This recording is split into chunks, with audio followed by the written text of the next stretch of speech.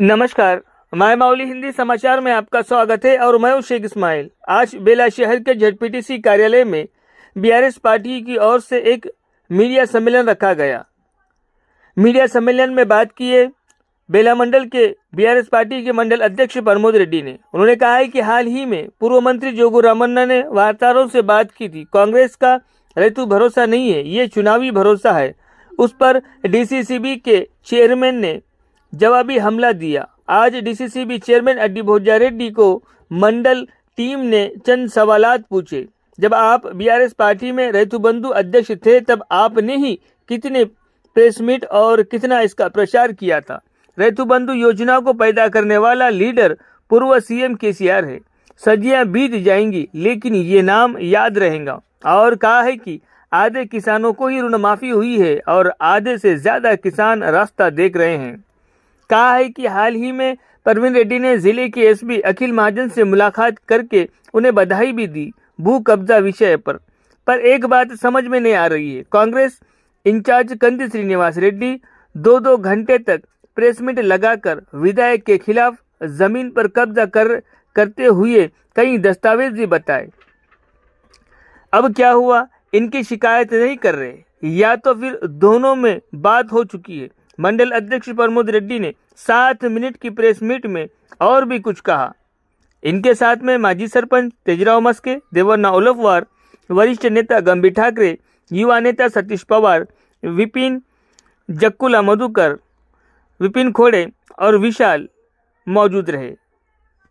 जोगू रामण्ण गारी नायकत्वम केसीआर गारी नायकत्वम जय तेलंगाना जय तेलंगाना जय तेलंगाना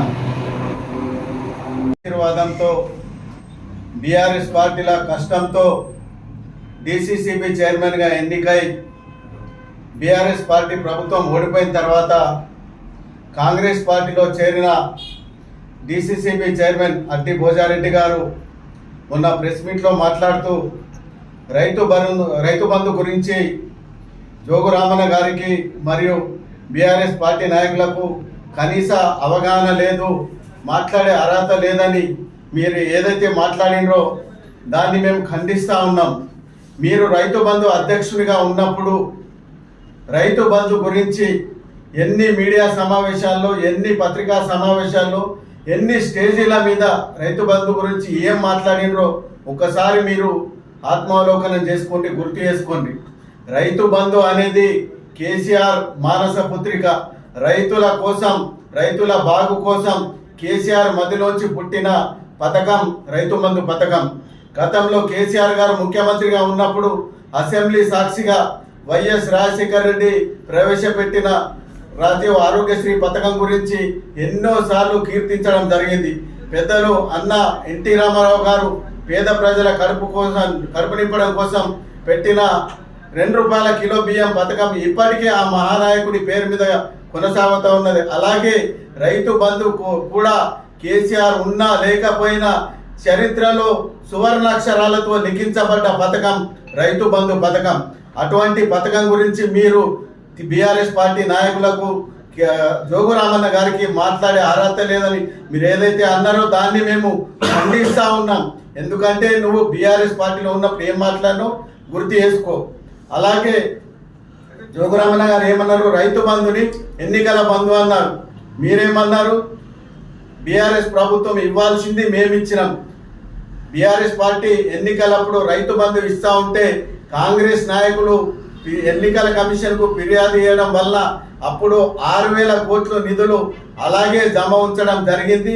వాటిని మీరు అధికారంలోకి వచ్చిన తర్వాత మీ పొంగులేటి శ్రీనివాసరెడ్డి కాంట్రాక్ట్లకు బదిలీ చేసి మళ్ళీ ఎన్నికలప్పుడు మాత్రమే రైతు బంధు ఇచ్చిండ్రు. ఒక రైతు బంధు ఆల్రెడీ మీరు ఎగ్గొట్టిండ్రు. మళ్ళా పోయిన యాసంగిలో కేవలం 4 ఎకరాలకు మాత్రమే ఇచ్చిండ్రు. ఇప్పుడు రబీలో 100 ఎకరాలున్నా ఇస్తామని చెప్తా ఉన్నారు. ఇన్ని రోజులు మీరు ఏం చెప్పిండ్రు, KCR ప్రభుత్వం రైతు బంధు భూస్వాములకు ఇచ్చింది, రాళ్ళు రప్పలున్న భూములకు ఇచ్చింది, చెట్లు పుట్టలున్న భూములకు ఇచ్చింది. మరి మీరు అవన్నీ గుర్తించిన ఇన్ని రోజులు ఏం చెప్పిండ్రు, అవన్నీ గుర్తించిన తర్వాత నిజమైన రైతులకు మాత్రమే రైతు బంధు ఇస్తామని చెప్పిండ్రు. కానీ ఈరోజు అందరికి ఇస్తామని సిగ్గు లేకుండా కేవలం ఎన్నికల బంధు అని మాత్రమే, ఎన్నికలు వచ్చా అంటేనే మీకు రైతులు గుర్తుకొస్తారు, రైతు బంధు రైతులకు రైతు బంధు ఇస్తారు. గతంలో ప్రతి రైతుకు 2 లక్షల రుణమాఫీ, ఈ రోజు సగం మంది రైతులకు మాత్రమే రుణమాఫీ జరిగింది, ఇంకా సగం మంది రైతులకు రుణమాఫీ జరగలేదు. అలాగే ఎన్నికల తర్వాత కూడా రైతు బంధు అందరికి ఇస్తామని మీరు గుండె మీద చేసుకొని చెప్పగలరా? బాగా రాసివ్వగలరా? ఎన్నికలు అయిపోయిన తర్వాత కూడా అలా రాసివ్వండి.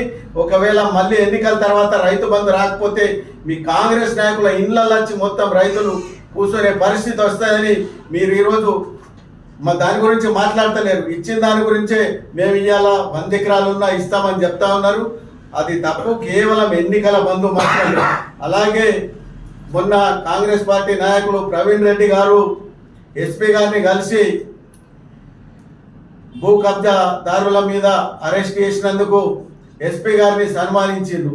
కానీ మీరు కేసులు బుక్ చేసింది చిన్న చిన్న చేపల మీద మాత్రమే, పెద్ద తిమింగలాన్ని వదిలేస్తా ఉన్నారు.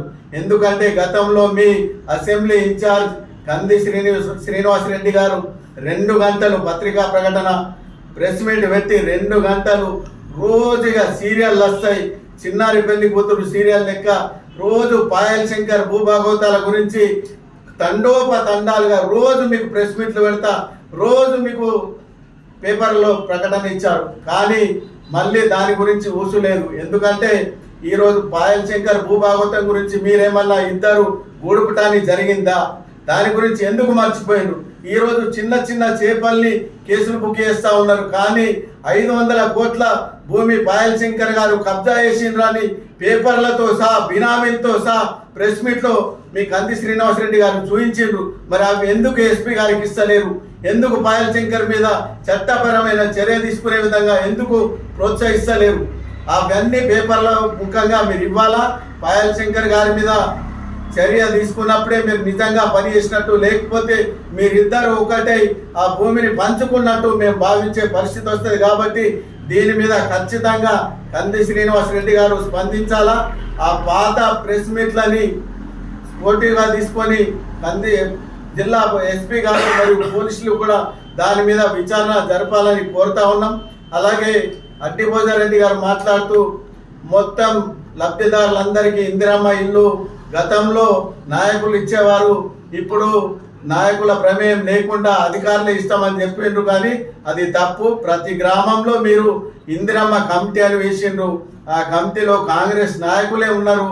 ఆ కాంగ్రెస్ నాయకులు సెలక్షన్ చేసిన వాళ్ళకి మాత్రమే ఇందిరమ్మ ఇల్లు వచ్చినాయి తప్ప ప్రతి గ్రామంలో పేదలకు రాలే, భూములు ఉన్న వాళ్ళకు కూడా వచ్చినాయి. కావాలంటే మీరు రండి, మేము చూపిస్తాం. అలాగే మీరు రాజీవ్ యువ వికాసం కానీ, తులం బంగారం కానీ, 2500 మహిళలకు పెన్షన్ కానీ అందరికి వచ్చినాయని చెప్తున్నారు. మీరు రమ్మంటే మీ వడూరుకు రేపు మా టీం అందరం వస్తాం. బోయరెడ్డి గారు మీ వడూరు గ్రామంకు రావాలన్నా, తాంసికి రావాలన్నా, మీరు ఎక్కడికి రమ్మంటే అక్కడికి వస్తాం. ఏ గ్రామంలో మీరు ఎన్నికల హామీలు పూర్తిగా అమలు చేసిండ్రో చెప్పండి. అందరికీ హామీ ఇచ్చినట్టు మీకు నిరూపిస్తే మీ నాయకులందరం అక్కడనే పత్రికాముఖంగా నేలకు ముక్కు రాసి మా తప్పు నొప్పుకొని వస్తాం.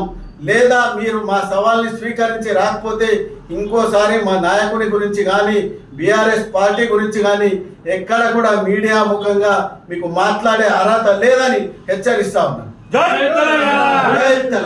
జై తెలంగాణ.